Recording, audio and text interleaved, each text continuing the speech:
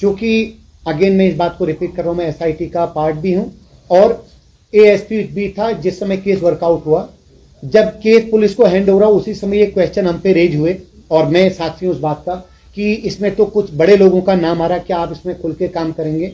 एक blind case जिसपे कोई ये घटना जो मिसिंग में थी और घटना के बारे में एग्जैक्टली क्या हुआ कोई नहीं जानता। हमने केस किया, 5 घंटे में चीजें वर्कआउट हुई। तीनों अभियुक्तों को विद प्रमाण हमने रिमांड पे लिया और अभी भी वो जेल में है। और दौराने विवेचना काफी सारी चीजें आई, कुछ नाम उसने कि ये व्यक्ति। अब उस वीआईपी का एक जो चैटिंग में जिक्र है दो दोस्तों के बीच में, हम उस शख्स तक, क्योंकि एक तो पीड़िता मृतका थी जो अब नहीं है हमारे बीच में, दूसरा जो व्यक्ति इस बार को क्लियर करता इस बात को कि पूरी कन्वर्ट जो हमको क्लियर करता कि ये कन्वर्जेशन किस रिगार्डिंग था, हमने उस तक उनसे पूछा। 3-4 बार उनके बयान हुए और 164 जिसको हम जुडिशियल स्टेटमेंट बोलते हैं, मजिस्ट्रियल स्टेटमेंट, वो भी हुए। उनका ये कहना था कि साहब मैं जब 16 तारीख को वहां आया हूं उस समय एक शख्स वहां जो शायद कई बार सोशल मीडिया में चला है, जो जिनके साथ 2-3 लोग थे, कुछ अटैची थी और कुछ हुलिया हमको डिफाइन किया, क्योंकि उस व्यक्ति की वहां एग्जिस्टेंस को होटल के स्टाफ ने भी एग्री किया। लेकिन रिकॉर्ड में चूंकि वो केवल 1-2 या 2.5 घंटा वहां पर उस बंदे ने स्टे किया। अब हमारा अगला उस वीआईपी को फाइंड आउट करने का एकमात्र सूत्र था पुष्पदीप जो मित्र है। तो मित्र से जब हमने कहा कि साहब हाँ मैंने देखा, मैंने उससे उनके जो साथ आए थे उनसे बात भी करी और मेरा मानना है कि ये वीआईपी वही होगा जो मंडे को आना था, जो मंडे को वीआईपी आना था वाली बात। कई बार ये चीजें आती हैं। तो हम उन शख्स तक पहुंचे बड़ी पड़ताल के बाद, हमने स्टाफ से बात करी, एक होली का के हिसाब से हमने कई चीजें बताई, क्योंकि ये था कि उसके साथ 2 एक बॉक्सर थे।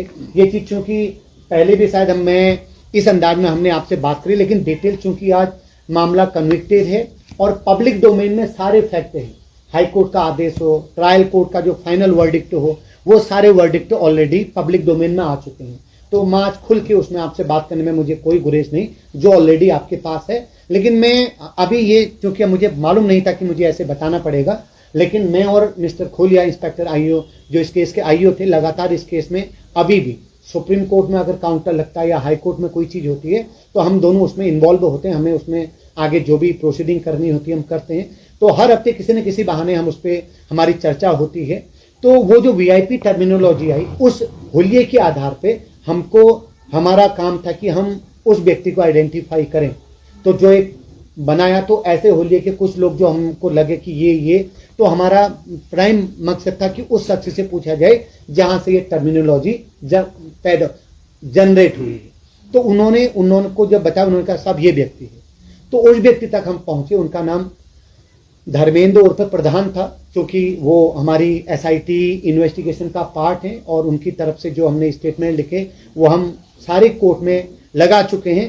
तो उनके बयान हमारे पास हैं और मित्र से जब हमने पूछा जो पुष्पदीप हैं तो उन्होंने इस बात को माना, हाँ साहब ये वही व्यक्ति है जो उस दिन 16 तारीख को मैंने देखा था और इनसे मेरी बात हुई थी। तो ये उस वीआईपी टर्मिनोलॉजी का फाइनल इन था अकॉर्डिंग टू एसआईटी। लेकिन उसके बाद जो कई बार जो चीजें आई कि ये हो सकते हैं वो हो सकते हैं, हर एंगल पे काम करना हमारी जिम्मेदारी थी। हमने हर एंगल पे काम किया, वो डंप डेटा हो, वो सीडीआर हो, वो उस दौरान या उससे आगे। क्योंकि एक बात आप फैक्ट आपके दिमाग में जरूर आना चाहिए, घटना 18 तारीख की रात को हो गई और ये वर्कआउट हुआ है 22 तारीख को। तो इन 5 दिनों में एक नॉर्मल कोर्स में चीजें चल रही। तो उस दौरान क्या कोई शख्स आया या जितने लोग उस दौरान उस रिजॉर्ट में उन्होंने अपनी बुकिंग करी, वो काम के नाम पे आए, किसी भी बहाने उनका वहां एग्जिस्टेंस था। हम हमारी एसआईटी क्योंकि एक अच्छी खासी टीम थी, डीआईजी रैंक की ऑफिसर उसको लीड कर रही थी। तो हर एंगल पे हर उस व्यक्ति पे हमने काम किया कि उस व्यक्ति का एग्जिस्टेंस वहां क्यों था और वो वहां क्या करने आया था। तो ये जो शख्स जिनका मैंने आपको नाम लिया, ये शख्स वहां पर क्यों थे, किस मकसद से आए थे और किसके माध्यम से वहां पर आए थे, ये हमारा जब क्लियर हुआ तो हमने माना कि इनका मकसद उस होटल में आकर के रुकना या कुछ करना नहीं। उनको वो शख्स नोएडा को बिलोंग करते थे, उन्होंने वहां लैंड सर्च के लिए एक आदमी से डील करी थी। वो शख्स खाना खिलाने के लिए उनको वहां पर लाया था, केवल 2-3 घंटे वहां स्टे किए हैं। अब उसके बाद धर्मेंद्र कुमार उर्फ प्रधान, फिर और भी कई सारी चीज़ें चली, जैसे आपने सोशल मीडिया में या कई सारे स्टेक होल्डर्स में कुछ नाम देखे, उन नामों पे हमने सब में काम किया। कोई भी ऐसा रेलिवेंट और तथ्य हमारे पास नहीं था कि वीआईपी नाम का कोई व्यक्ति उन शख्स जिस पे हम काम कर चुके हैं कोई एग्जिस्ट करता है। ये सारे फैक्ट है हमारे इन्वेस्टिगेशन। इसके बाद ट्रायल कोर्ट में एक इंपॉर्टेंट चीज मैं आप सबके संज्ञान में लाना चाहूंगा, क्योंकि ठीक है क्वेश्चन लगे इसमें एसआईटी को कई बार परिजनों की तरफ से भी वो मतलब हमसे नाराजगी हमको देखनी पड़ी कि ये ऐसा नहीं वैसा नहीं। हमारी कोशिश है कि वो हमारे साथ रहें और हम चीज़ें करें। जो फैक्ट पिटिशनर आशुतोष नेगी जी या परिजनों के द्वारा दिए गए उन सब पे काम करना हमारी जिम्मेदारी थी। उन सब का इन्वेस्टिगेशन के दौरान हमने जो काम किया, जो हमारे पास एविडेंस थे, हमने ट्रायल कोर्ट में तो दिए ही। जो 5 बार की हमारी माननीय उच्च न्यायालय में हम पर्सनल अपीयरेंस हुई, वहाँ पर हमने वो सारे फैक्ट दिए। फैक्ट देने के बाद 5 पेशी का मतलब कम से कम 1 से 1.5 महीना इसमें लगा। फिर 5वीं पेशी के बाद डिटेल से करीब 20 या 22 दिन के बाद माननीय न्यायालय का एक डिटेल्ड निर्णय आता है, जो आपने अपनी मुख्य खबर का हिस्सा बनाया था कि एसआईटी क्लियर कट मेंशन है कि इस इन्वेस्टिगेशन में किसी भी प्रभावी व्यक्ति को बचाने का कोई प्रयास नहीं किया गया। क्लियर कट मेंशन है, वन थिंग। दूसरा, उन्होंने ये माना कि इस दौरान एसआईटी ने जो काम किया है, क्योंकि 1.5 से 2 महीने का टाइम हो चुका था फाइनल वर्डिक्ट के दौरान, ये माना कि विवेचना एकदम सही दिशा में है। एक सही ऑफिसरों का ग्रुप इस विवेचना को सही दिशा में लेके जा रहा है।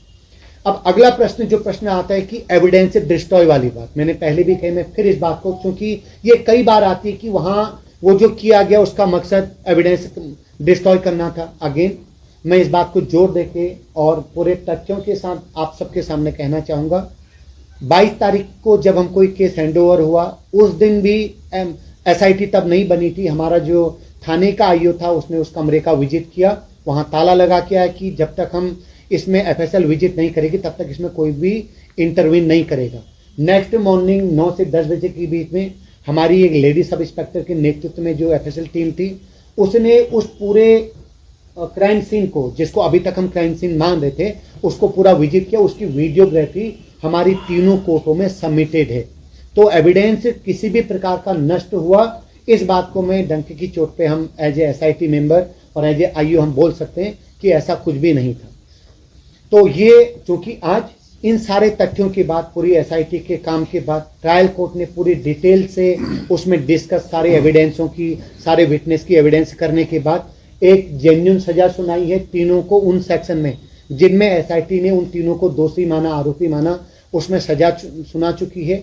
और एक फैक्ट और जो आप सबके संज्ञान में स्ट्रांगली आना चाहिए कि ड्यूरिंग ट्रायल जो प्रोसिक्यूशन का काम था, चूंकि पहले पब्लिक प्रोसिक्यूटर इस काम को कर रहे थे, लेकिन परिजनों के द्वारा उसमें कुछ नाराजगी व्यक्त की गई, तो उनकी कहे अनुसार एक स्पेशल प्रोसिक्यूटर उसमें नियुक्ति किए गए।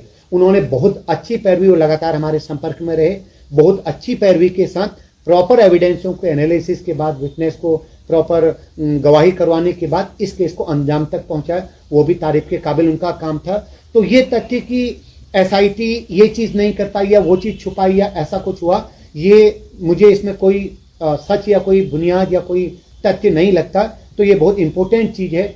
अब आज चूंकि फिर मैं इसके बाद, चूंकि मैं एक बार अपना नरेशन पूरा कर लूं, देन फिर आपकी क्वेरी जो होगी मैं उस पर भी हम बात करेंगे। मेरे साथ आईओ भी हैं। तो ड्यूरिंग ट्रायल भी चूंकि जो वहां का स्टाफ था, अभी हम केवल मित्र और परिजनों तक बात करते हैं। उस रिजॉर्ट का जो 5-6 लोगों का स्टाफ था, जो कोई 4 दिन पहले आया, कोई 10 दिन पहले आया, कोई 4 महीने से काम कर रहा था, एक एक व्यक्ति के स्टेटमेंट जो उन्होंने पब्लिक डोमेन में बोले, क्योंकि लगातार मीडिया पर्सन्स भी, आप लोग भी उनकी बाइट ले रहे थे, जो उन्होंने पुलिस को हैंडओवर होने से पहले पुष्पदीप या मित्र से बात करके बताया और जो हमारी विवेचना में आया, सारी चीजें एक्यूरेट टू द पॉइंट है। उन सबके पुलिस स्टेटमेंट के साथ जो 164 जिसको हम सीआर मजिस्ट्रियल स्टेटमेंट बोलते हैं, वो सारे स्टेटमेंट हुए। और जो चीज हमें बताई, जो चीज हमें आने से पहले ऑलरेडी वो पब्लिक डोमेन में ला चुके थे, और जो ड्यूरिंग ट्रायल बताई, वो सारी चीजें अकॉर्डिंग टू फैक्ट और एक जैसी थी। इसीलिए एक प्रॉपर कन्विक्शन हो पाया। तीनों अभियुक्त अभी भी जेल में हैं। जेल में वो अपील पे जरूर हो, लेकिन अभी भी कोर्ट ये नहीं समझता कि बेल लायक इनका प्रकरण है। तो ये पूरा था जो मुझे लगा। अब जैसे सर ने मुझे अचानक बोला कि एक बार अगर आप ये प्रश्न हुआ है तो आप इसमें बात करिए, तो मेरी जिम्मेदारी बनती है, मेरे आईओ की जिम्मेदारी बनती है कि हम उन सारी चीजें जो अभी जैसे करंट में हमारे पास भी सोशल मीडिया की चीजें आती हैं, तो कई बार लगता है कि तथ्य सही ढंग से आप तक नहीं है, तो चीजें जाने के बाद आप उसमें जो भी आपको समझ लगता है और फैक्ट ये सारी चीजें। अब आपकी जो मुझे इस पूरे